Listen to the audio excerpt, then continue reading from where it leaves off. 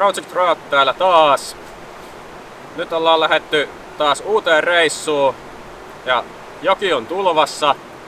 Joten voi olla, että on pikkusen haastava löytää hyviä heittopaikkoja. Tässäkin meidän kohteella niin nämä puitten oksat niin ne yltää aika pitkälti tähän niin rantakivien päälle.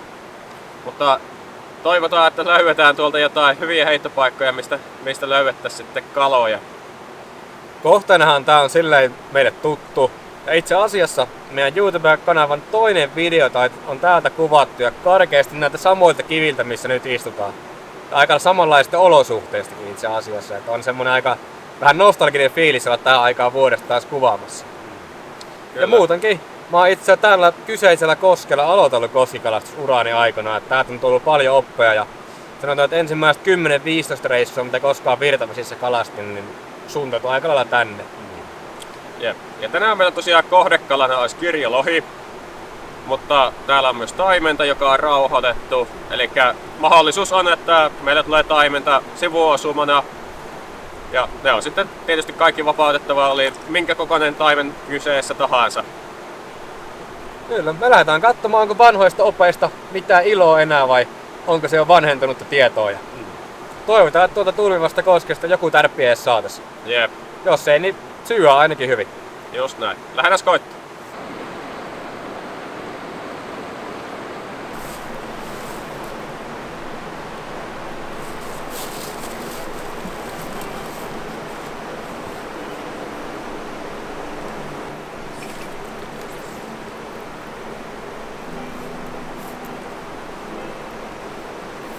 Talvikelissä kun kalastaa, niin kannattaa toi ihan rannan läheisyys kalastaa kyllä tosi tarkkaa. Tarkkaa varsinkin tälleen tulva-aikaan. Ja monesti jää kaloja ihan tuohon rannan reunaan, missä niitä on vähän helpompi olla verrattuna tuohon kovaan virtaan. Niin siitä on tosi hyvä aloittaa. Tuliko sotkua? No heti kärkeen ensimmäinen puukosketus ja siima kierteelle tuohon peruken myttyyn ja siellähän on pieni solmun poikanen.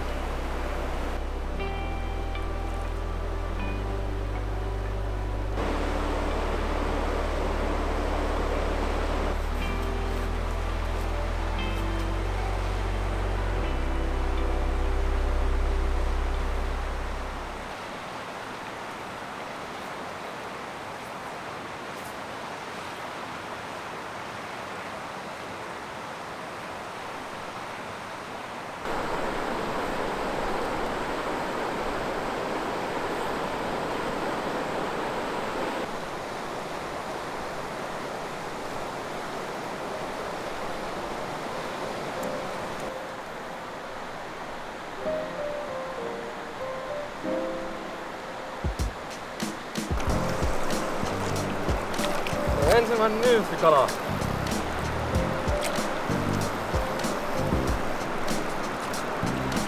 Onko se kirjolohi? Ei. Oh. Ihan hyvä. Oh. No hei! No niin. Siellä on päivän eka kirpeli pussissa. Nättiä! Jees, onko tullut sinne hypin näitä kiviä pitkin sinne rannalle? Ja rannalle, niin jatketaan siellä. Siinä olisi päivän eka kirpeli. Eihän se iso oo, mutta se on ensimmäinen ruokakala tähän päivään. Ja tämähän on silleen hauska kala, että mä kävin eilen ostamassa ton nymfisetin. Ja mä oon aina ollut sitä mieltä, että musta ei mitään mato-onkia koskille tuu, että nymfikalastus on vaan onkimista ja se kuuluu mökkivesille. Ja nyt mä oon tässä keväällä sitten kuitenkin nöyry ja kävin eilen koppaan setin kyytiin ja kerkesin heittää ehkä 3 heittoa ja ensimmäinen nymfikala tosta kyytiin. Et onhan toi nyt ensivaikutelmalta ihan naurettavan tehokasta touhua. Mutta ei mitään, mä pääsen tästä veret pois ja suoliston saman tien, niin tossa sitten säilyy iltapäivää. Pitää varmaan lumihankeen käydä kaivamassa tonne piiloihin. Pysyy kylmänä sitten iltapäivää. Illalla sitten kirjolohi uuni ja jotkut tirannut siihen kylkeen, niin se on hänessä.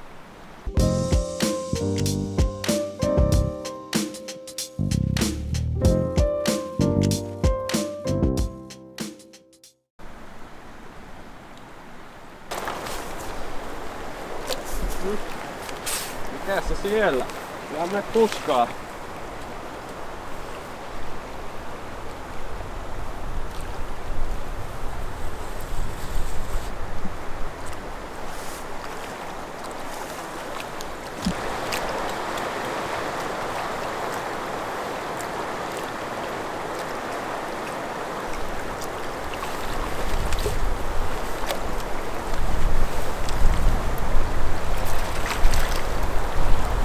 Yes.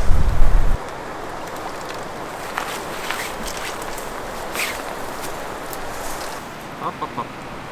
Noniin, sieltä tuli tommonen ihan komea kirpeli.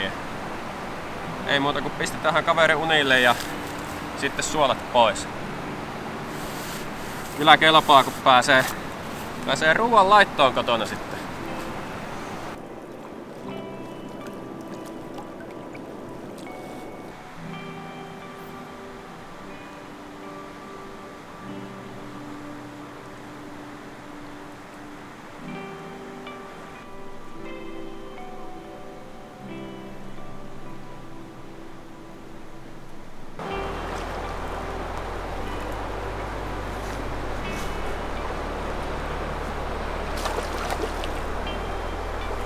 Kyllä näitä nyt tuntuis olevan tässä. Jos täältä loi haaviin, niin tehdään sitten meikäläisellä ruokakalat kasassa. Ja niinhän sinne kävi. Tehdään sillä hyvää mielen kalareissu.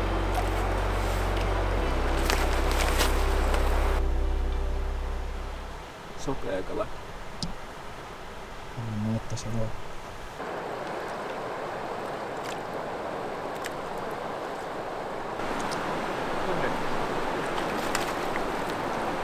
Eka heitto kun vaihto oranssiin.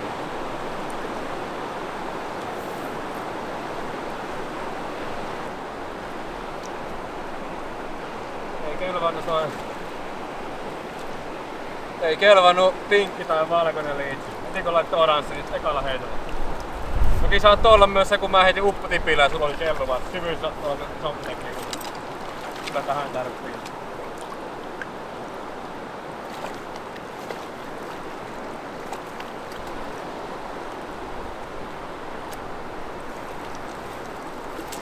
Lähdetään syömään.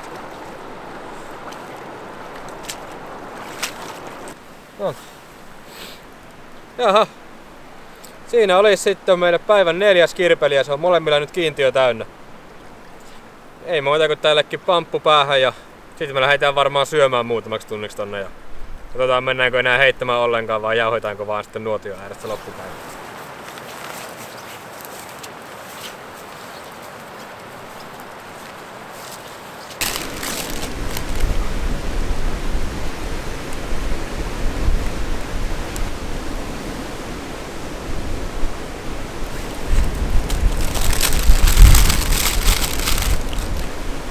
Onneksi tuolla ylempänä, oletko kiinni sen? Tai kun mä Niin olin tossa aiemmin vaan sanomassa, että onneksi tuolla ylävirran puolella on pikkusen kuitenkin puistotuulen suojaa, että tähän tulipaikalle tuulee suoraan tuolta ton niin levenevän loppuliuvun ja yhden pellon yli, niin tässä on kyllä tosi kylmä tuuli. Mut sitten esimerkiksi ton Suvannon yläpäästä, mistä noi kalat saatiin, niin siellä ei juurikaan ollut. Siihen ei hirveästi juurikaan tuuli ottanut ja siinä oli oikein mukava itse asiassa kalastella. Pahimmat puuskat tunti lähinnä siimassa, mutta ei niinkään sormissa. Vedetään vähän lihapiirakkaa. Siihen meillä on tämmöstä vuolupossua täyttäjiksi kurkkumajoneesia. Sitten lähdetään varmaan, no katsotaan heitäänkö Suvantoa vielä. Todennäköisesti ei, vaan lähdetään varmaan tuonne Ylemmänkosken niskalle sitten katsoa, minkä näköiset maisemat siellä on tähän aikaan vuodesta.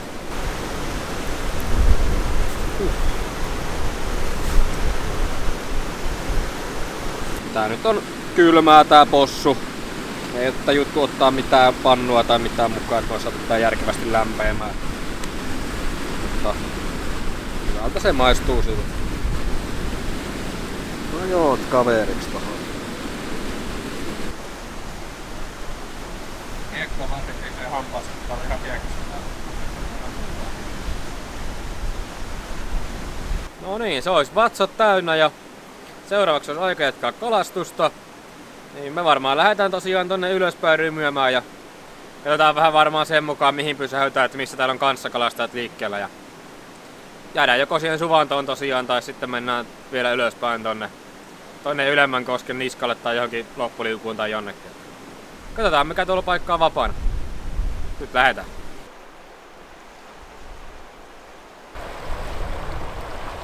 Joo, vesi on kyllä niin korkealla, että ei ole niinku mitään heittopaikkaa perholle täällä niskalla, kun ei niinku pääse läheskään tonne rantapenkalle.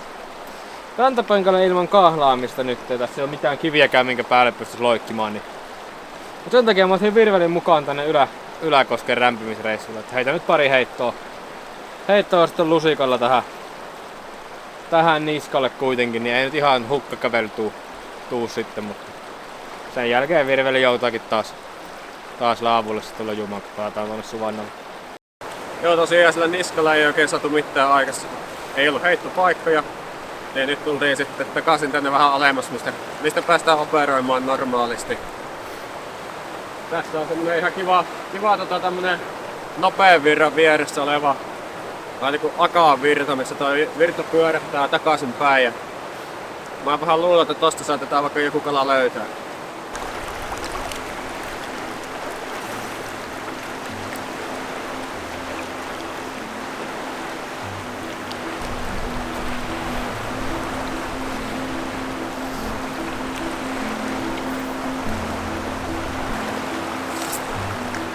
Mä otan itse mennä tohon vähän ylemmäs nyt kun mä otin tästä streamerikepin, niin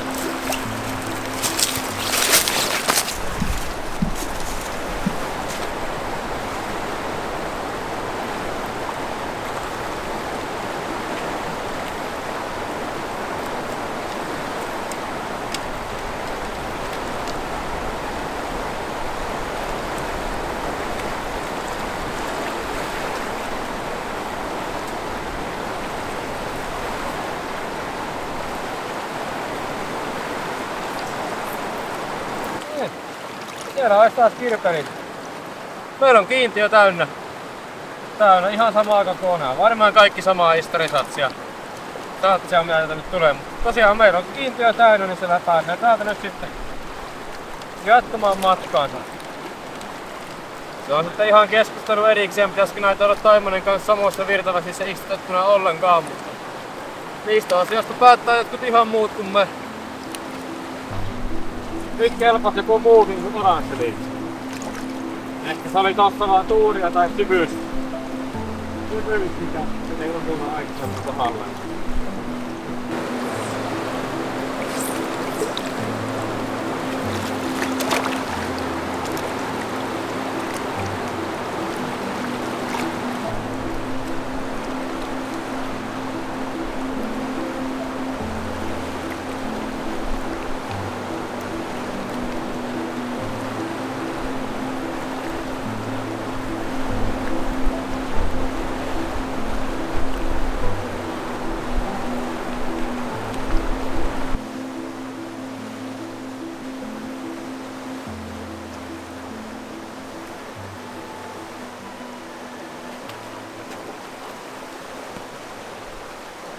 Aika pirteä. Varmaan 3 kepissä on tässä virrassa.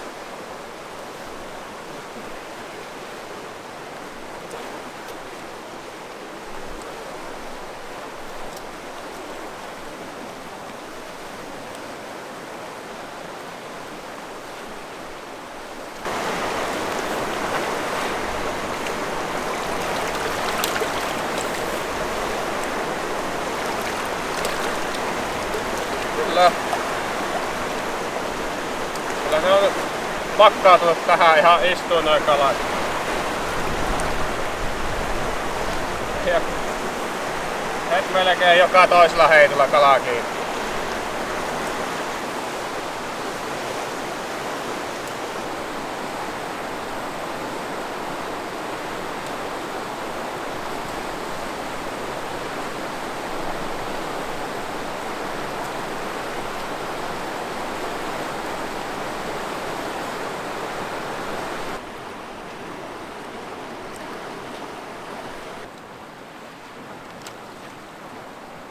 Nui! Ja sanotaan, että se ei ole kyllä taaskaan semmonen vapaus, mitä ajattelin sanoa, vaikka just annoin niille kameran tää ohje, että mä vapautuisin tähän kiveen kiven päällä, niin se meni vähän eri lailla kiven päälle, mitä oli suunnitelmissa. No, hän teki oman ratkaisunsa. No taatti kyllä näitä kirjolosia nyt tulee niin paljon, että en mä tiedä onko tässä hommassa mitään järkeä oikeastaan enää. Vähän väliä on kala kiinni. On näitä ihan kiva tässä nyppiä, mutta varmaan voi olla, että kohta sitten ehkä ruvetaan kuitenkin pakkailemaan pillejä pussiin. Ruokakalat on niin monta kyvissä kun saa olla, niin mitä toisaalta näitä ihan määräänsä enempää täällä kiusaamaan. Ja taimen on rauhoitettu, niin ei laiteta siihenkään paukkuja.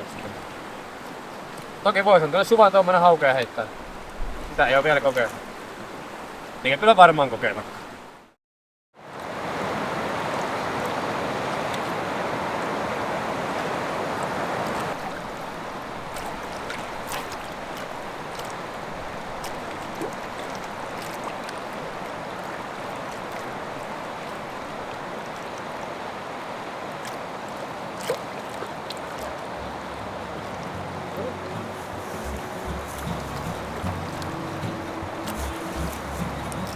Ei siellä kato yksi vielä.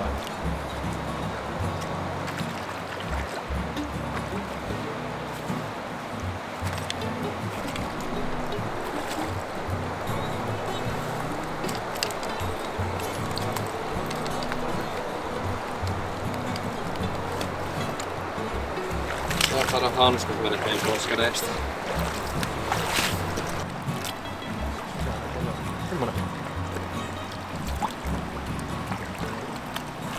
Oikein hyvää päiväkappaletta.